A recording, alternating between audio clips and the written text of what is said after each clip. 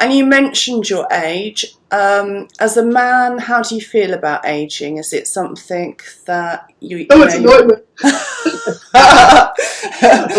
It's really funny actually. I think because I sort of took a conscious decision that when I turned 40 to sort of really try and get healthier and pick up my exercise and not drink and give up smoking and all that sort of thing. My skincare has kind of got more important to me, and I think because it is, I'm sure it is part vanity to me, but also as well because of the nature of the job that I'm in. I need even if I've done a 16-hour day, I still need to be at work the next day looking like I didn't do a 16-hour day the day before.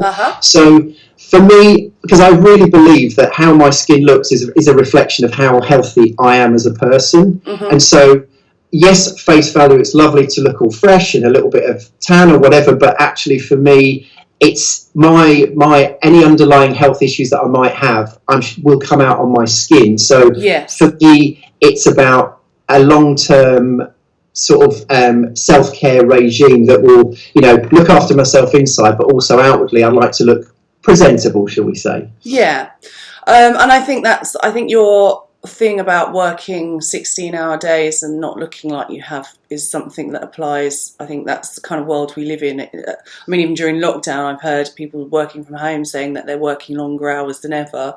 And yeah, I think it is important that you kind of don't look tired. Like it's weird, isn't it? But you kind of, for your clientele, you don't want them to look at you and think, God, he looks really tired, or it's just not. And I think also as well, there is, obviously social media wasn't around 15 years ago. And I think now there is definitely an added pressure. And obviously, whichever industry you work in, certainly mine, there is quite a big proportion who are in my age group, the sort of 40 to 50. But actually, there's a lot of much younger people working in our industry. And if I ever felt I was getting to the point that I was like the oldest event manager in the business, then it's probably time for me to look for another job. And I think, if you really feel like you're walking around holding your back and eye bags down here, then it's kind of like, is it really worth it? So it's all, I think there is always, is it peer pressure? I don't know. I think there's always a certain level of, it's, you want to do it for yourself, but I think subconsciously there is an external pressure from social media, advertising, whatever the norm is supposed to be. You know what I mean? Totally. Yeah, I think you're completely right. It's really hard to get away from that. And yeah, in your kind of industry, definitely. In my kind of industry, definitely. But even for lots of city workers, all of that, there is a lot of pressure. There is an expectation these days that we tick all of the boxes. We're like amazing at our jobs. We're amazing wives, husbands, girlfriends, boyfriends, parents, friends. We're meant to be amazing, aren't we? So we've got a lot to look up to. You've just had a lovely compliment, I've got to say, from Sharon, who says your skin looks good, which I agree with. Thank you. There you go. So at the moment, have you got a kind of a regime that you do with your skin? Yeah, so I mean, obviously I've been using for quite a long time now, and that's the the ZO or ZO range, and it's, I do have a daily routine, so I use sort of a hydrating cleanser in the morning.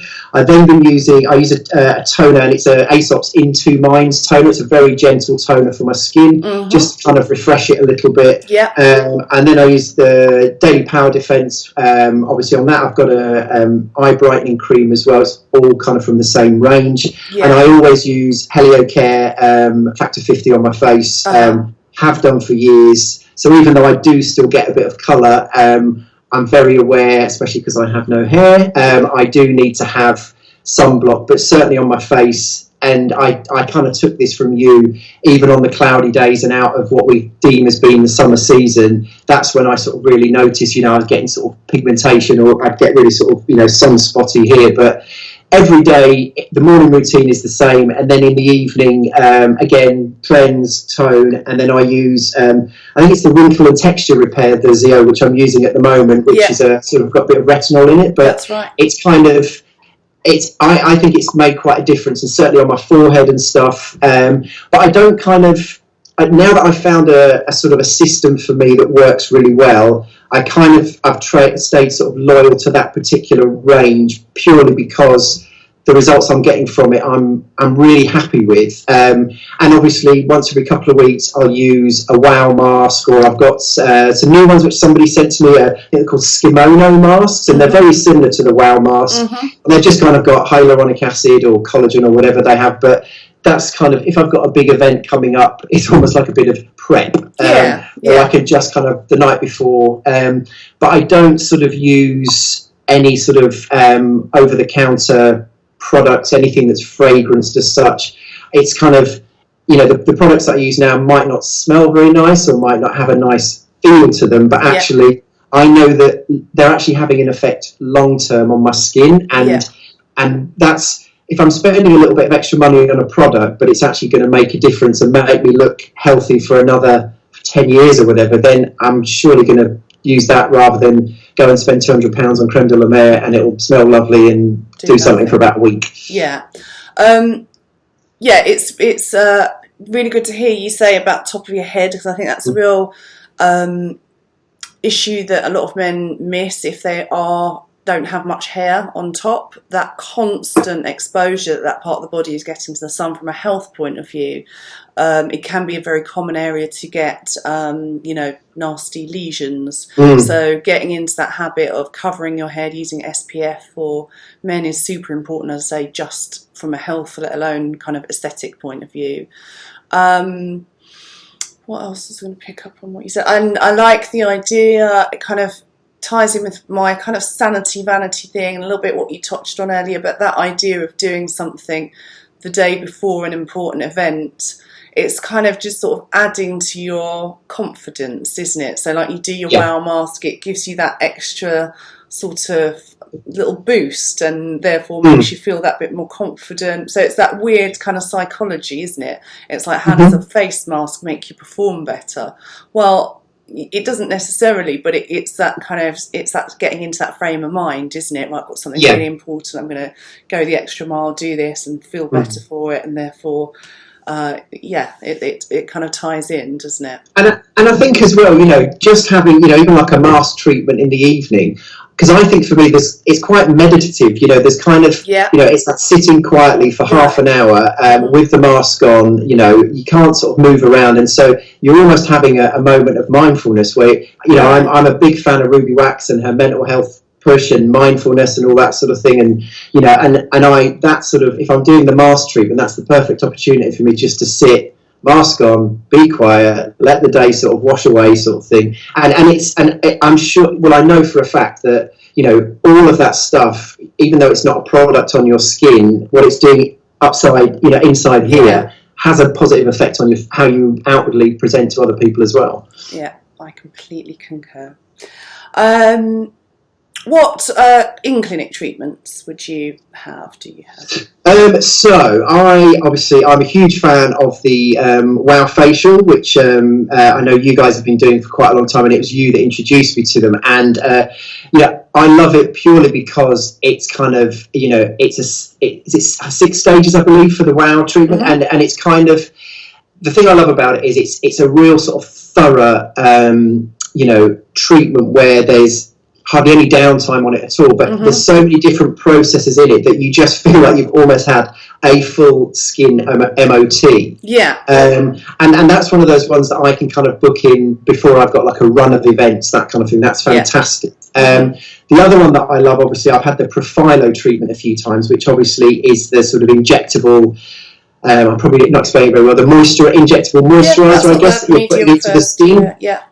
And obviously, that's something that's done in 2 treatments a month apart, and I think I've had that done 2 or 3 times now, and that for me was quite a game changer, because I really noticed a difference in the sort of laxity of my skin, and everything just felt, I don't know, a bit more refined, and the moisture levels in my skin, it just felt very nourished for over a much longer period of time, and obviously one of my favourite treatments is obviously the Dermalux LED light treatment, which obviously is part of the WOW facial, but even just to have that on its own, again, it's that whole meditative thing. I drift off on that quite happily, and when I've been having breakouts and stuff, and you've sort of recommended a certain colour of light for various different things, and you know, it's one of those treatments that it's just a real nice last stage to another facial that you sort of might have had. Yeah.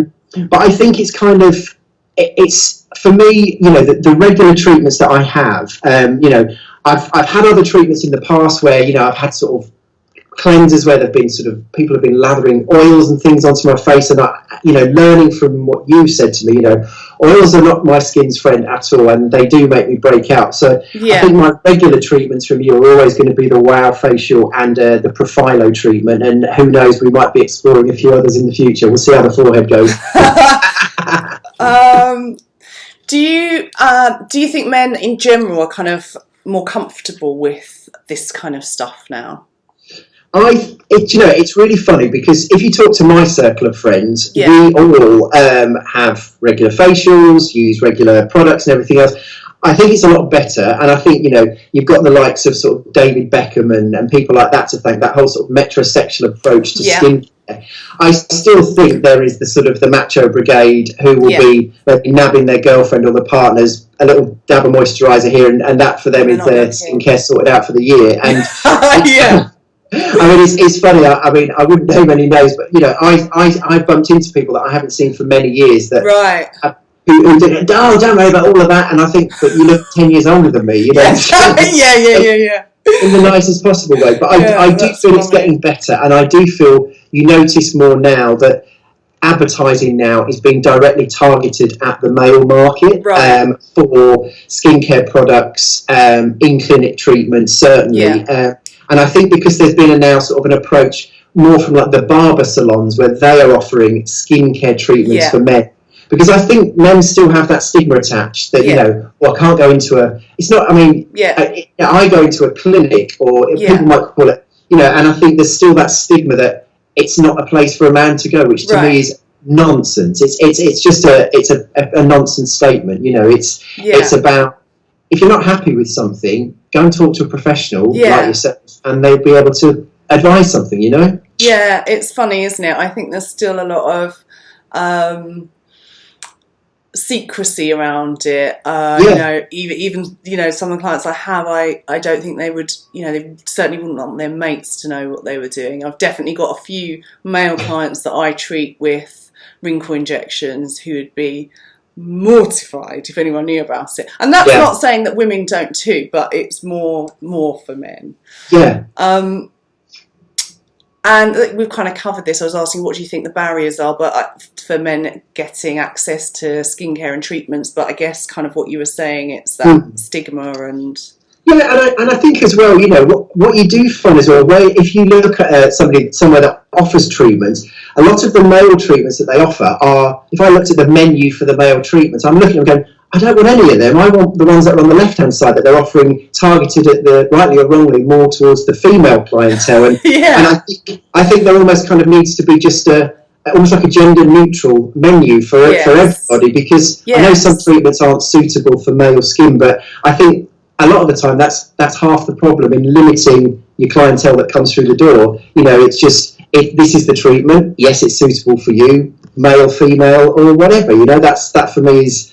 It's never been a barrier for me, but I know it's there, and it's a man thing. It's not a me thing. And actually, I think, you know, the treatments are pretty much the same for men and for women. There might be slightly different kind of techniques that you'd use in order to ensure that you're, you know, not feminizing the male face, or you're increasing the masculinity of the male face. But actually, the actual treatments, they are the same. It's just the way that you deliver them is slightly different, because you know, we all suffer the effects or experience the effects of aging. That's just it, isn't it?